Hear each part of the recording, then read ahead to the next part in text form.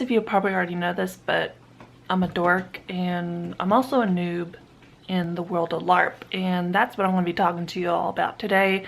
So here we go. The first mistake I make, I think, was the wig situation.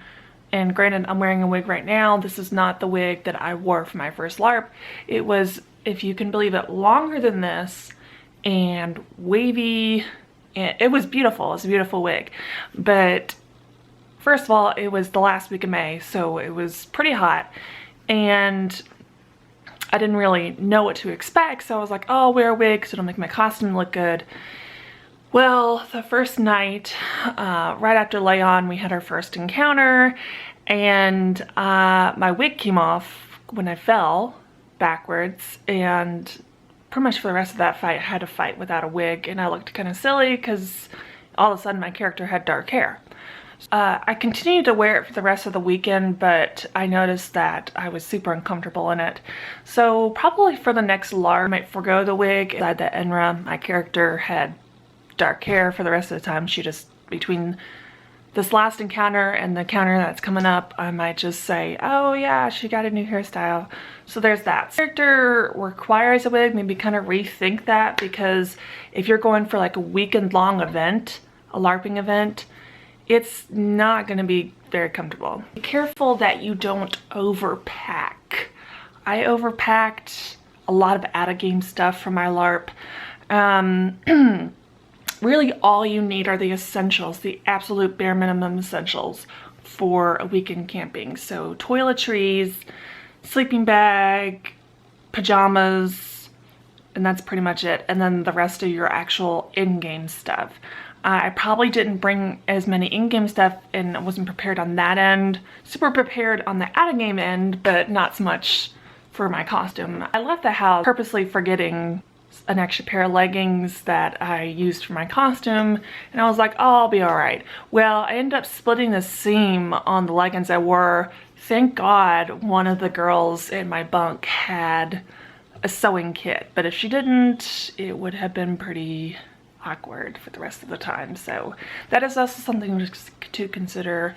Bring sewing kits, emergency, like first aid kits, stuff like that, that you probably won't need, but it's good to have it, and not needed that needed and not have it, that kind of thing. The third thing is, staying in character is something that you probably will learn throughout your LARPing career, but it was something that I kind of had to get used to.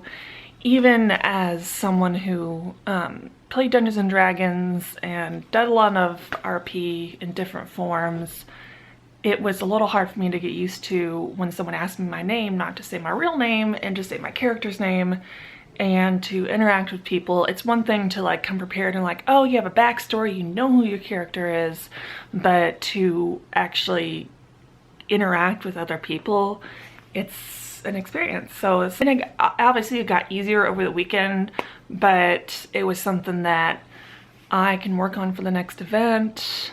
And it's really cool because if you go to a LARP that has multiple events throughout the year, you can develop your character and become your character. So for me, when I get to know somebody, I feel comfortable, I can pretty much talk to a brick wall. I can just talk people's ears off. But when I'm in a new group, don't know anybody, don't know what to expect, I'm pretty reserved. So it'll be interesting for me to actually become my character truly is, but until then, we will see. But it'll be cool to work on her, and definitely right now I'm in the midst of writing her backstory, which actually changed from when I first decided I wanted to play her before that first LARP to when to now, pretty much, where I know the world of the game and stuff like that.